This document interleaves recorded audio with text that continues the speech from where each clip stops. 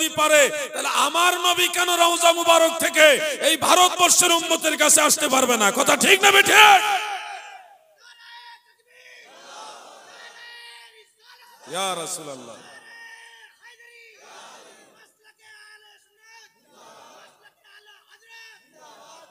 আমার দাদু ভাইরা, যে কোনো বিষয় ঠান্ডা মাথায় যদি একটু চিন্তা করেন সমাধান পেয়ে যাবেন। কঠিন কিছু না, এটা এমন কোনো বিষয় না যেটা আপনি বুঝবেন না। সবাইকে অনুধাবন করার চেষ্টা করতে হবে। ইমাম জালালউদ্দিন সুয়ুতি রহমাতুল্লাহ আলাইহি আল হাবিলিল ফাতাওয়ার মধ্যে লিখেছেন যে উম্মতের মাঝে যাদেরকে দয়াল নবী বেশি ভালোবাসে তাদের জানাজার নামাজে এসে নবীজি হাজির হয়, শরীক হয়। আপনারা বলেন এরকম সৌভাগ্য আপনারা চান কিনা? ও যুবক ভাইরা, মুরব্বী বাবারা, বলেন না চান কিনা? তাহলে আপনাদের আমলের মধ্যে কিছুটা আরো মজবুতি নিয়ে আসতে হবে। আমি সে আলোচনাটা সামনে নিয়ে আসতেছি ইনশাআল্লাহ। আমার ভাইরা গো, আল্লাহর হাবিব আমার দয়াল নবী প্রত্যেকটা মুমিনের কবরের মধ্যেও হাজির হয়। মুনকার নাকির এসে যখন প্রশ্ন করে মার রাব্বুকা ওয়া মা দীনুকা ওয়া মা কুনতা তাকুলু ফি হাযার রাজুল, বুখারী, মুসলিম, তিরমিজি অন্যান্য কিতাবে হাদিসটা রয়েছে। কোন কোন কিতাবে শুধুমাত্র নবীজির ব্যাপারে প্রশ্ন করার কথাটাই রয়েছে। তিনটা প্রশ্ন যখন করবে হাফিজুল হাদিস ইমাম মুহিউদ্দিন নববী রাহমাতুল্লাহ আলাইহি সহিহ মুসলিমের শরাল মিনহাজ শরহে মুসলিমের মধ্যে লিখেছেন। ইমাম শিহাবউদ্দিন কাস্তালানী মাওয়াহিবুল লাদুনিয়ার মধ্যে উল্লেখ করেছেন।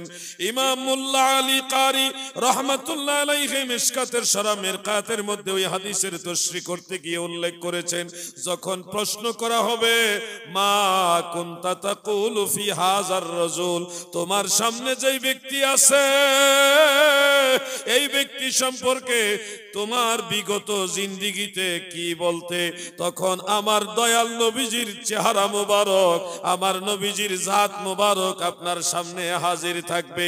ইমানদারেরা নবী দেখে চিনবে, নবী দেখে দেখে বলবে হাজা নবিয়ুনা মুহাম্মাদুর রাসূলুল্লাহ সাল্লাল্লাহু আলাইহি ওয়াসাল্লাম।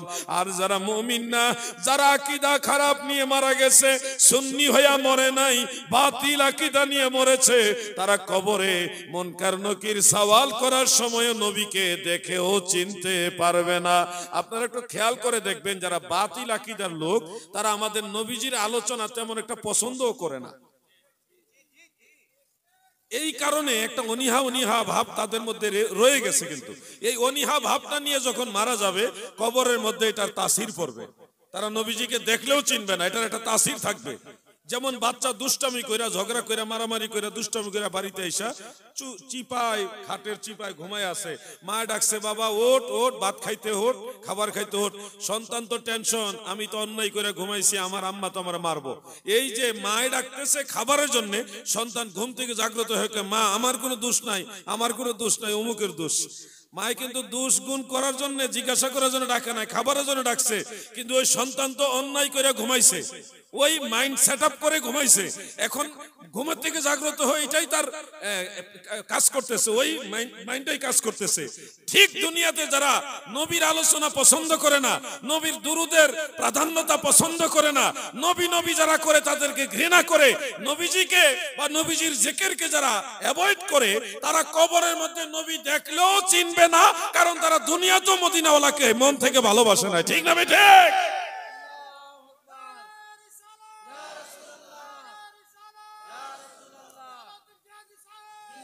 আমরা যারা সুন্নি আছি, আমাদের শয়নে শোভনে, জীবনে মরণে, সর্বসময়ে আমরা মদিনাওয়ালার জন্য বেশি পাগল পারা। কথা ঠিক না বেঠিক?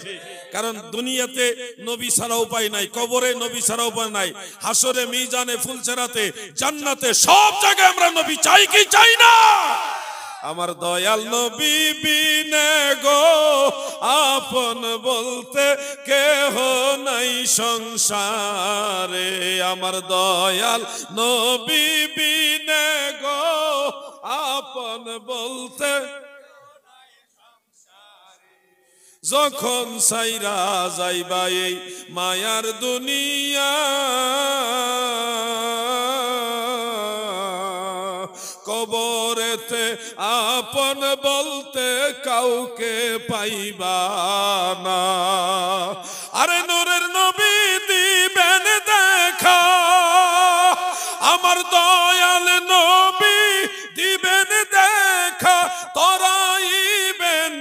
হাসরে আপন বলতে কেহ নাই সংসারে, আমার দয়াল নবী বিনে গো আপন বলতে কেহ নাই সংসারে।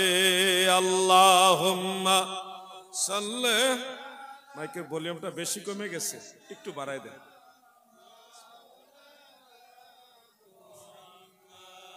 ওয়ালা আলি সাইয়্যিদিনা, মাশাআল্লাহ। আপনাদের দরুদ শরীফের আওয়াজটা খুব মধুর, মায়াবী সুর। আসেন না দয়াল নবীর মহব্বতের সুরে, আওয়াজে, মহব্বতের আওয়াজে পড়ি আল্লাহুম্মা মারহাবা।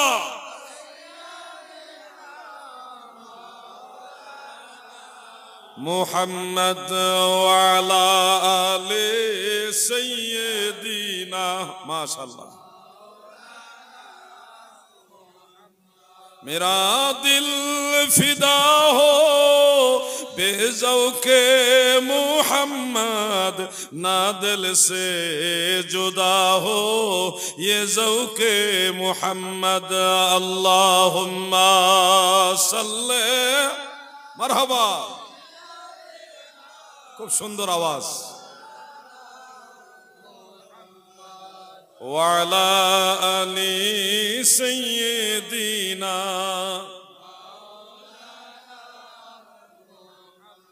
আমার ভাইয়েরা এখানে একটা বিষয় আমি সংযোগ করে দেই। আপনারা হয়তো অনেক ভাইদের জবান থেকে শুনবেন, ওনারা বলেন এরকম যে কবরে নবী আসবে না, বরং নবীজির ছবি দেখানো হবে। নাউজুবিল্লাহ বলেন। আল্লাহর হাবিব ছবি তোলা নিষেধ করে গেছেন। উম্মতের যারা ফকি তারা বলেছেন প্রয়োজনের বাইরে ছবি তোলাই নিষেধ।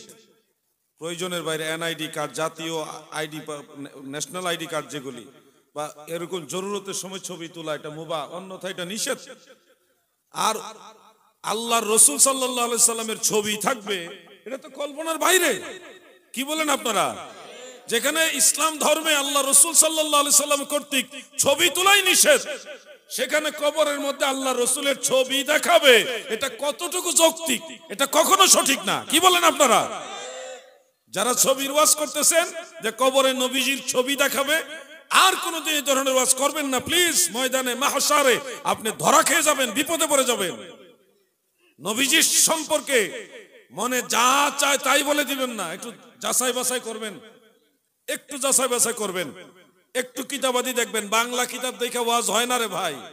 বাংলা কিতাব দিয়ে যদি সব ওয়াজ হয়ে যেত তাহলে আর আরবি কিতাব পড়ার দরকার ছিল না।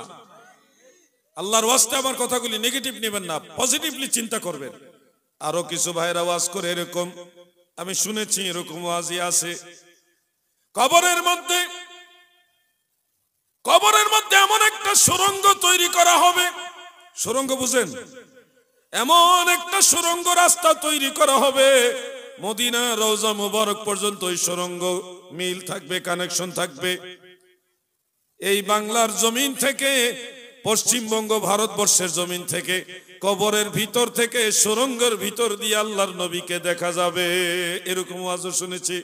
কিন্তু আপনারা একটু খেয়াল করেন তো, আমরা সাধারণ মানুষ, মুমিন, নবীর উম্মত হইয়া যদি এই পশ্চিমবঙ্গ থেকে, দক্ষিণ দিনাজপুর না উত্তর দিনাজপুর থেকে আমরা যদি এখান থেকে ওই হাজার হাজার মাইল দূরে মদিনা শরীফ আল্লাহ রসুলকে দেখি, কিন্তু আমাদের ওই ভাইরা এটা বিশ্বাস করে না যে ওই মদিনা শরীফ থেকে নবীজি আমাদেরকে দেখে, এটা আবার বিশ্বাস করে না।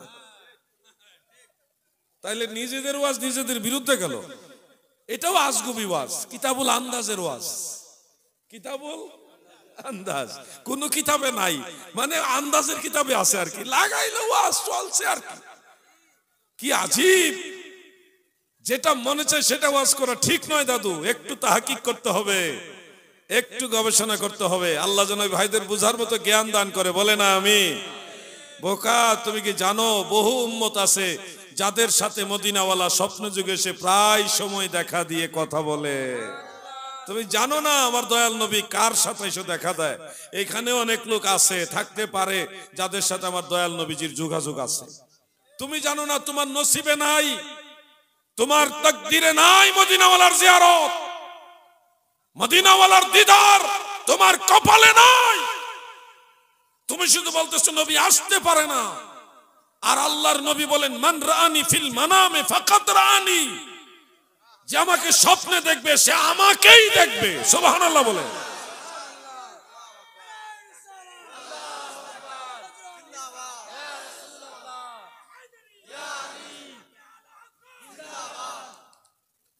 ইমাম শিহাবুদ্দিন কাস্তালানি রহমতুল্লাহ আলাইহি এবং ইমাম আব্দুল বাকি জুরকানি মাওয়াহিবুল লাদুন্নি এবং শরহে মাওয়াহিবের মধ্যে লিখেছেন লা ফারকা বাইনা হায়াতিহি ওয়া মাউতিহি আলাইহি সালাতু ওয়াস সালাম, আমার দয়াল নবীজির হায়াত এবং মৌতের মধ্যে কোনো পার্থক্য নাই, কারণ আমার নবী জিন্দা নবী, হায়াতুন নবী জিন্দা নবী। ঠিক না ঠিক? এজন্য আমি একটু আগেও একটা ছন্দ আপনাদের শুনিয়েছি, হাজির ও নাজির গো নবী সশরীরে জিন্দা, নবীদের নবী তুমি গো নবী, রহমতের দরিয়া গো নবী। এই গজলগুলি আমি বাংলাদেশে বেশি বেশি গাই, আমার খুব ভালো লাগে। একলা একলা যখন কোথাও বসে থাকি ভালো লাগে না, তখন গুনগুনা এই গজলগুলি গাই, কারণ এটার সাথে আমার দয়াল নবীর মহব্বত জড়িত। আল্লাহর নবীকে ভালোবাসি, এই ভালোবাসাটা আমাদের পুঁজি। পাহাড় সমান আমল নাই রে দাদা, যতটুকু সম্ভব কিছু আমল করার চেষ্টা করি, এর মাঝে কত ভুল ত্রুটি হয়ে যায়। আল্লাহ দয়া করে যদি কবুল না করে আমাদের উপায় নাই, তবে আমাদের একটা সম্বল আছে, মদিনাওয়ালাকে ভালোবাসি। এই ভালোবাসা অল্প হইলো ভালোবাসি, এই ভালোবাসি নবী নবী নবী নবী কইরা যদি মইরেও যাই, কবরে আসলে নবী দেখলে আমরা 100% শিওর চিনবো ইনশাআল্লাহ। কারণ আমাদের অন্তরে মদিনাওয়ালা ছাড়া কোনো বাতিলদের জায়গা না। বন্ধুরা আমার, দাদু ভাইরা আমার, আল্লাহর নবী সম্পর্কে এই বিষয়গুলি আপনাদের সবারই জানা থাকতে হবে। দয়াল নবীজি সম্পর্কে আপনাদের ভারতবর্ষের দিল্লি, এটার প্রাচীনতম নাম হলো দেহলি। যেমন শেখ আব্দুল হক মুহাদ্দিস দেহলভি, এই দিল্লি নগরের মধ্যে শাহ ওলিউল্লাহ মুহাদ্দিস দেহলভি এবং তিনার আব্বাজান শাহ আব্দুর রহিম মুহাদ্দিস দেহলভি তিনারাও বসবাস করেছেন। আব্দুর রহিম মুহাদ্দিস দেহলভি মৃত্যু শয্যায় যখন শায়িত, অন্তিম শয্যায় শায়িত, তিনি ভাবতেছেন হয়তো কিছুক্ষণের মধ্যে মারা যাবেন। তিনি মদিনাওয়ালার দুরূদ শরীফ শুয়ে শুয়ে পড়তেছেন আর ভাবতেছেন ইয়া রাসূলুল্লাহ, নবী গো, ইন্তেকালের আগে যদি আপনাকে একবার দেখতাম আমি কতই না শান্তি পাইতাম। হে আল্লাহর হাবিব,